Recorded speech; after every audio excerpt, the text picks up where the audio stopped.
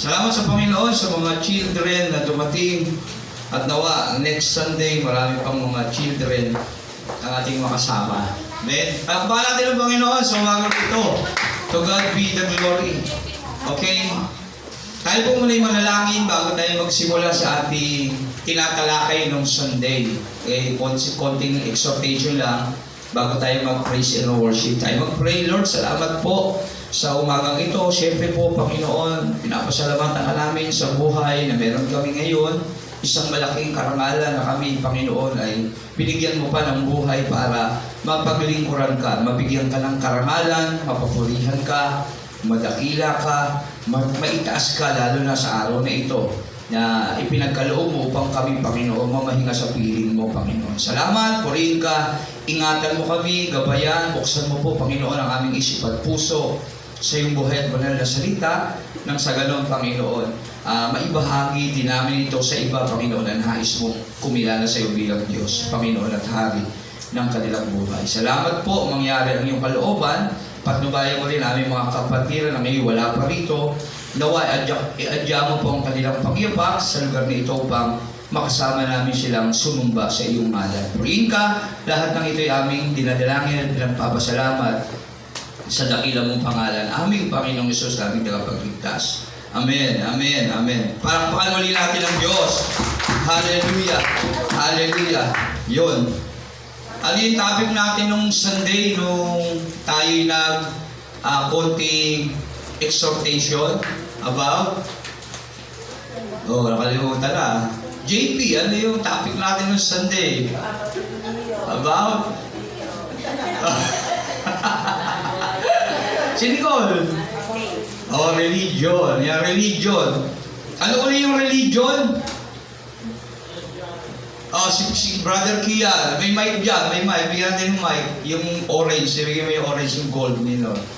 Yan. Para siyempre, tinatapik natin ito para alam natin na nalinawan na tayo sa mga bagay na dapat natin alam sa ating buhay. Ano yung religion? Ano po, sa religion pwede nadudugtong po sa akin sa Panginoon. Yung pinagdurugtong yung relasyon natin sa Diyos. Ito, sa madaling salita, ito ay galing sa salitang religare, na ang ibig sabihin sa English, to tie our broken relationship to God.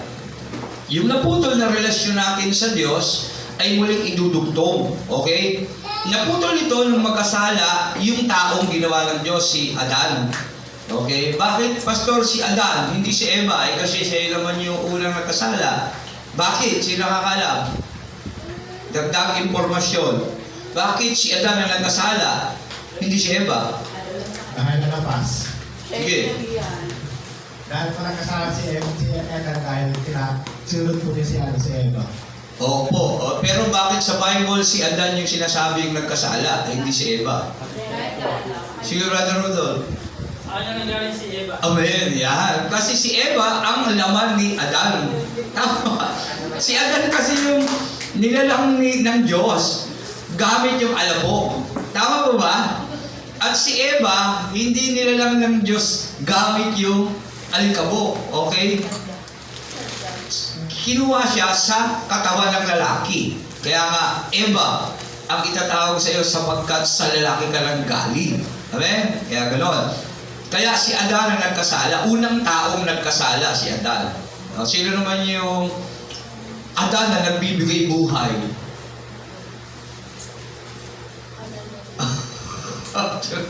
Si Jesus, tama.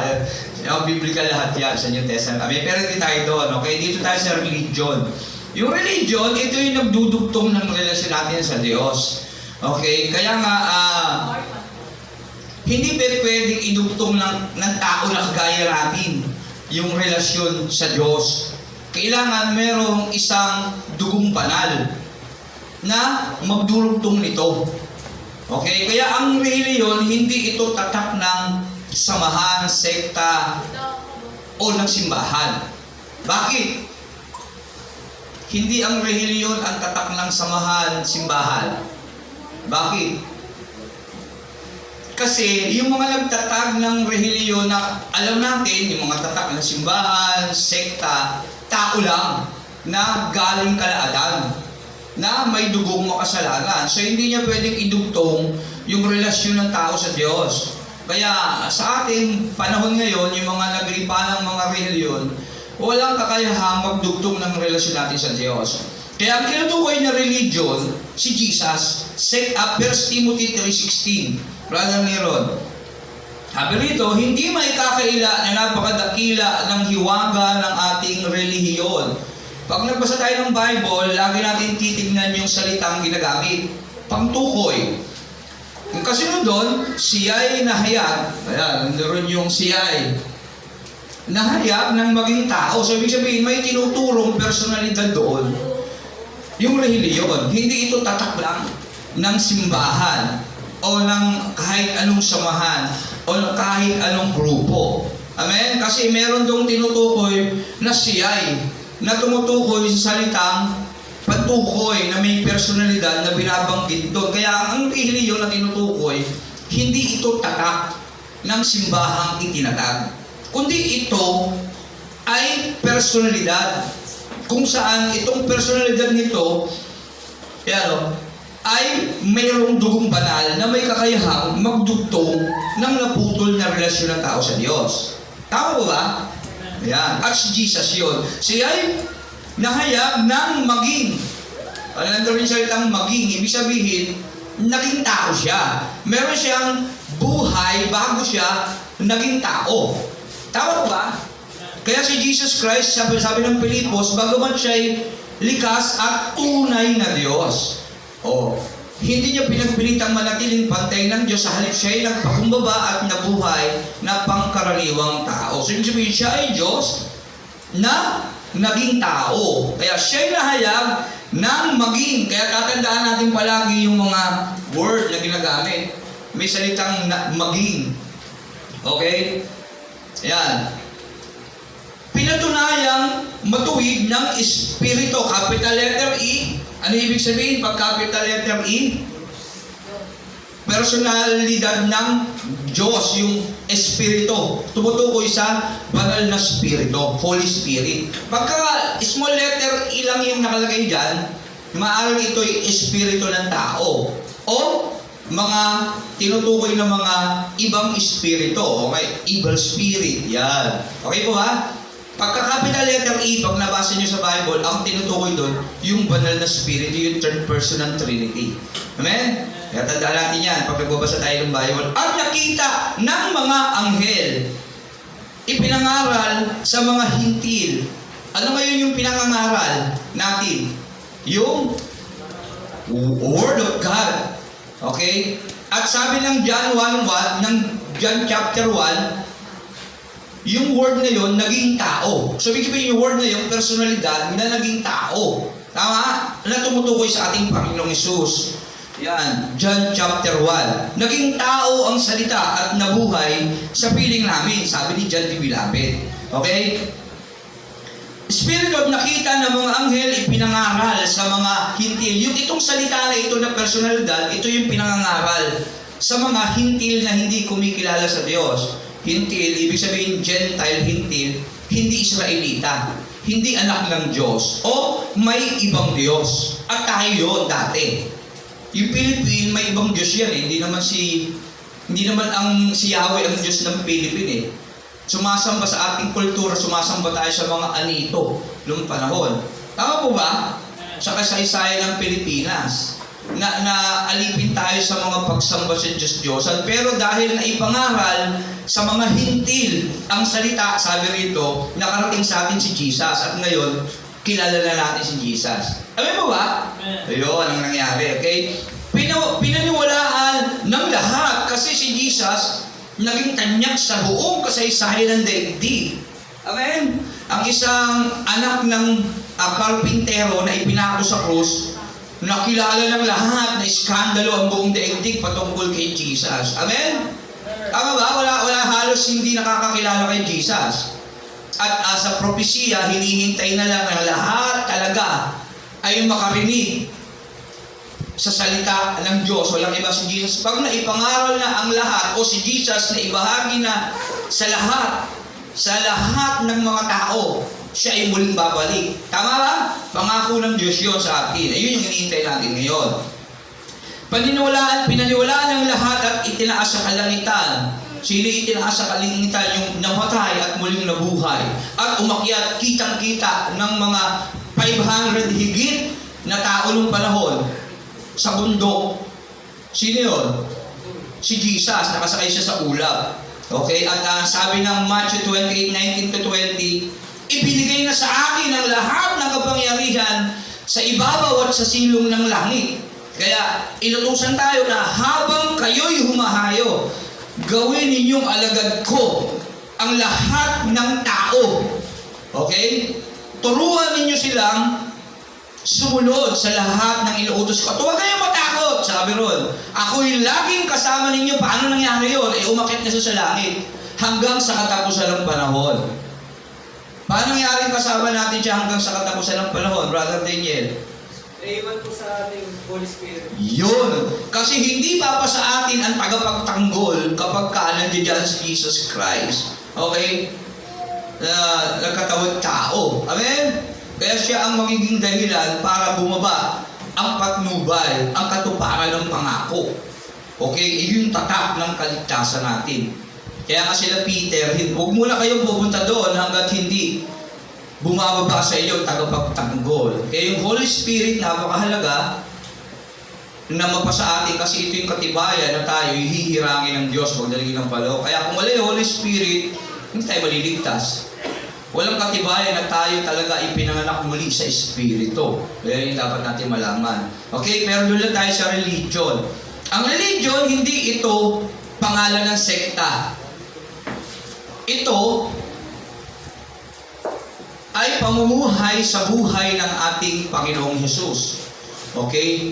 Si Jesus Christ na tinutukoy na religion na dapat sa ating maging relasyon natin. Okay? Kasi personalidad ang religion. Hindi tatak ng simbahan. Okay? Kaya ang tawag doon, dapat meron tayong personal na relasyon sa religion na yon kay Jesus Christ. Na dapat natin sabihin upang madugtong yung buhay natin na naputol na relasyon sa Diyos. Okay? Kasi siya lang yung pantay sa paningin ng Diyos, kaaya-aya sa paningin ng Diyos, matuwid sa paningin ng Diyos, si Jesus lang. Kapag tayo mismo ang magdudugtong ng relasyon sa Diyos, ang tawag sa atin doon, religiosong tao, religionist person o religionist man.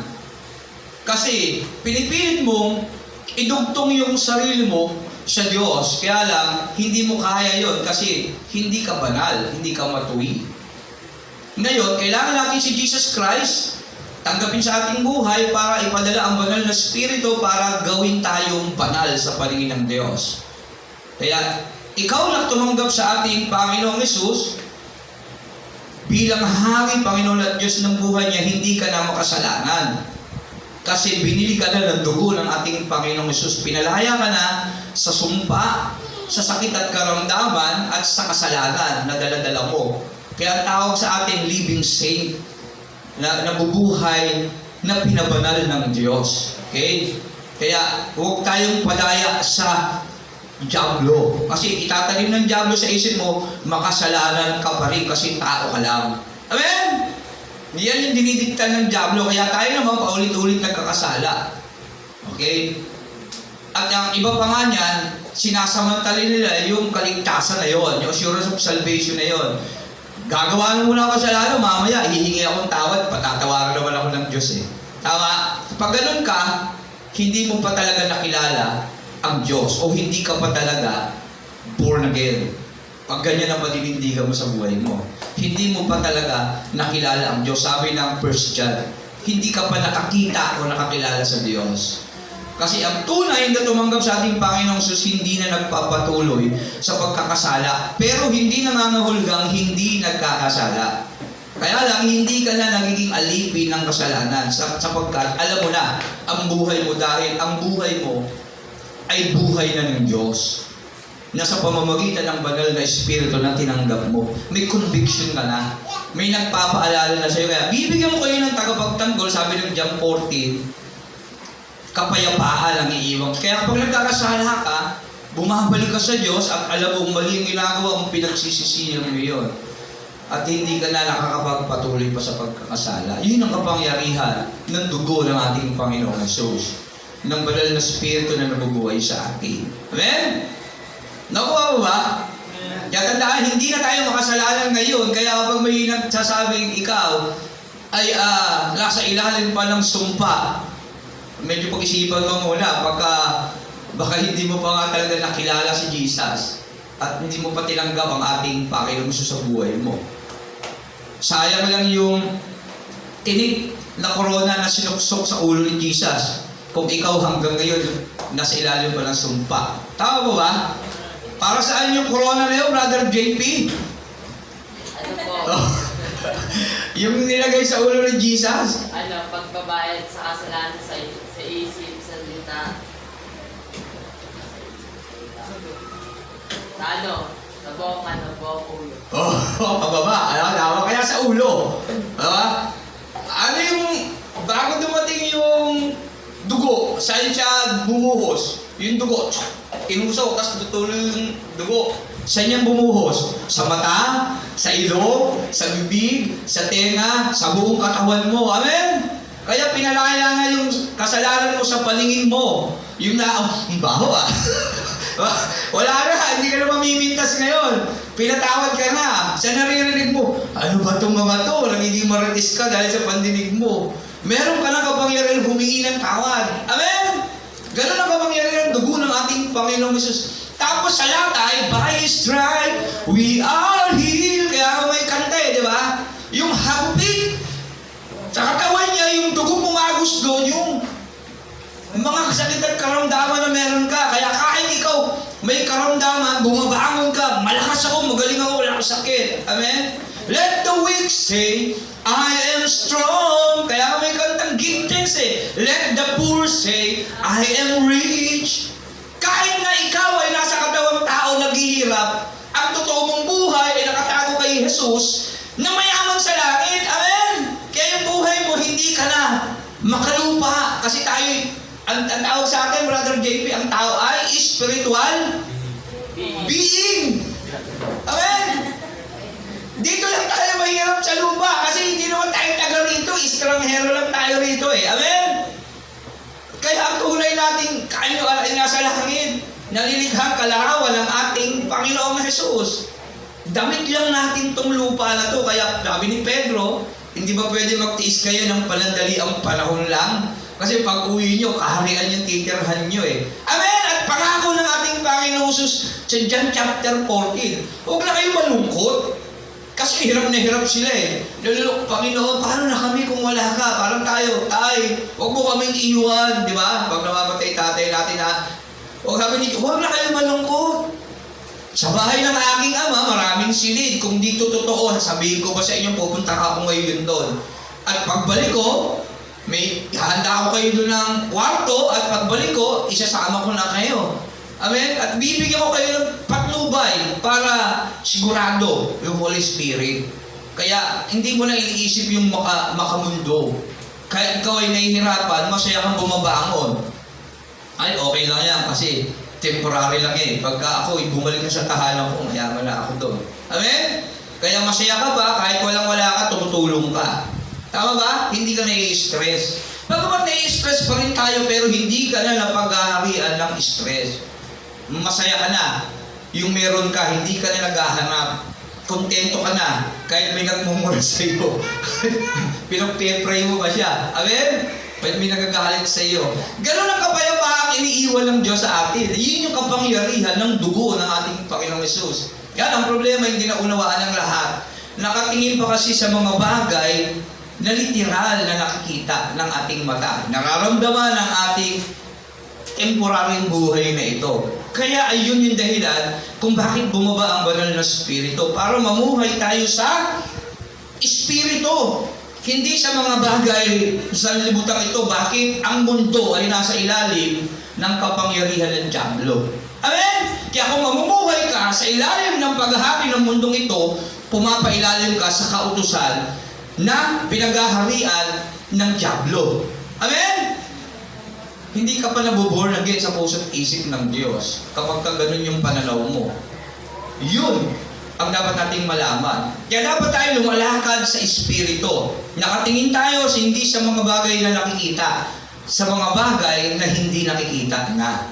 Kaya kahit anong meron ka, masaya kang ginagawa, ang tungkulin mo sa Diyos. Kasi pagdating ng panahon, kagaya ni Abraham, nila Moses, nila Isaias, nila lahat ng mga magigiting ng panahon sa Old Testament, maging ng mga disipulo, binitin silang patiwari, sinibat, sinulog, si John the Beloved, nilagay sa kumukulong mantika, hindi nasunog.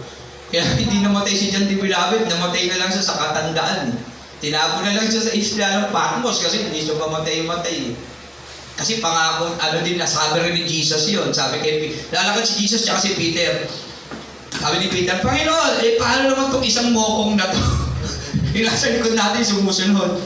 Sinabi ni Jesus sa kanya, ano naman sa'yo kung hindi siya mamatay? Kung mabuhay siya habang panahon, di ba? Kaya balita ng panahon, hindi mamamatay si John. Pero parang gano'n na nga rin nangyari. Kasi sa history, talagang tinapon siya sa kumukulong mantika, hindi siya nasunog. Parang nanawa na lang sa kanya yung mga tumutubis, tinapon na lang, diyak na nga lang, sa isla ng Patmos, mag-isa mo, bahala ka na dyan. Diba? Gano'n nangyari. Pero hindi naging maganda ending nila. Bakit? Nakatingin sila sa buhay sa langit. Amen? Walang yumaman sa kanila. Meron ba? Maliban na lang yung mga ginamit ng Panginoon. May mga supporter sila din ng panahon eh.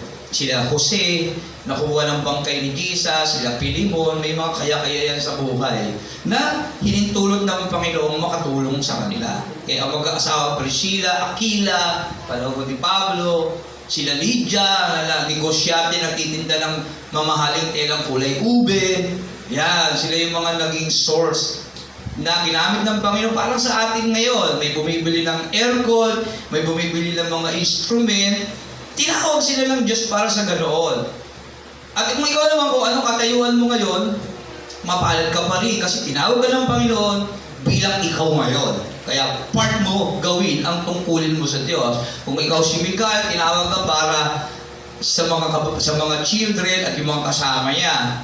Amen? Kaya magsipag, mag-soul winning. Yun yung purpose ng buhay natin. Bilang reliyon si Jesus na mayroong personal na relasyon sa Kanya. Okay? At hindi ka na rehilyosong tao. Huwag mong gawin yung mabuti sa pamamagitan ng sarili mong lakas, kakayahan, kaalaman. Ang tawag doon, religion. Kundi, gawin mo yung mabuti gamit ang banal na spirito na naghahari sa iyo bilang si Jesus sa puso't isip mo. Amen? Yun ang relasyon sa Diyos at yun si Jesus na nagiging mediator natin sa Ama. Amen? Palakpakan natin ang Panginoon. Sa Kanyang lahat ng parangal at papuri. So naman, meron kayo natutunan. Ano uli yung religion? To tie our broken relationship to God. Si Jesus Christ na magdurugtong ng ating personal na relasyon sa Kanya. Amen. Ang tawag doon, pagiging born again. Pagiging ecclesia. Amen. Pero hindi yon relihiyon na tatak. Jesus, the name of God Church, hindi yon. Si Jesus lang ang merong personal na relasyon dapat tayo na magdudugtong ng relasyon sa Diyos. Amen? Kaya walang relihiyon na tinatag ng tao sa buong kasaysayan ng daigdig na kayang magligtas sa tao. Maliban lang sa pangalang Jesus. Nasabi ng Pilipos, lahat ng tuhod ay luluhod at magsasabing si Kristo ang Panginoon. Amen? Okay, meron ba kayong tanong? Hindi na nag-gets kanina tungkol sa religion. JP? Oh, wala. Okay. Wala. Sige, ang mga meron. Tuloy JP.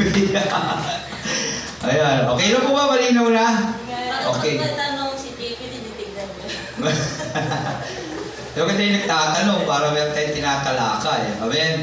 Okay. Okay. Dahil wala tayong oras, next week, mag-ano tayo ng panibagong topic. Sa totoo lang, binabalikan lang natin yung mga aralin natin para confident natin talagang masasagot kung may nagtatanong sa atin. at may ibahagi din natin si Jesus Christ ng tama sa kanila. Amen? Isang bagay na dapat nating malaman at natutunan ngayon, hindi na tayo alipin ng kasalanan. Tama po ba? Pinaging banal na tayo ng Panginoon. It is finished. Tandaan niyo yung pangako ng ating Panginoong Jesus sa cross. It is finished. Naganap na. Okay? Meron na tayo, sabi ng Roma chapter 5, meron na tayong malayang relasyon sa Diyos. Hindi mo na kailangan pumunta sa mga pari o kay pastor para makipag-ugnayan sa Diyos. Ngayon din, sa buhay mo, sa kawan naroroon, tandaan mo, all-knowing ang Diyos. Omnipotent ang Diyos. Omnipresent ang Diyos. At maririnig ka niya, bakit? Anak ka niya. Amen? Palakpakan natin ang Panginoon at tayong manalangin. Lord, salamat po sa iyong salita na nagbibigay kalakasan sa amin. Purihin ka, Panginoon, sa iyong mga pangako na aming pinangahawakan at ginawa at tinapos sa krus. It is finished. Naganap na. Panginoon, salamat po sa iyong salita na yan na magiging sandata namin para mabuhay hanggang hinihintay kang muling bumalik at makapiling namin. Purihin ka sa pangalan ni Jesus. Amen. Walang pangalan ng Diyos at pwede na tayong mag-CR o anuman bago tayo dumako sa ating pagpupuri sa Diyos. Purihin ang ating Panginoon. Brother Miron,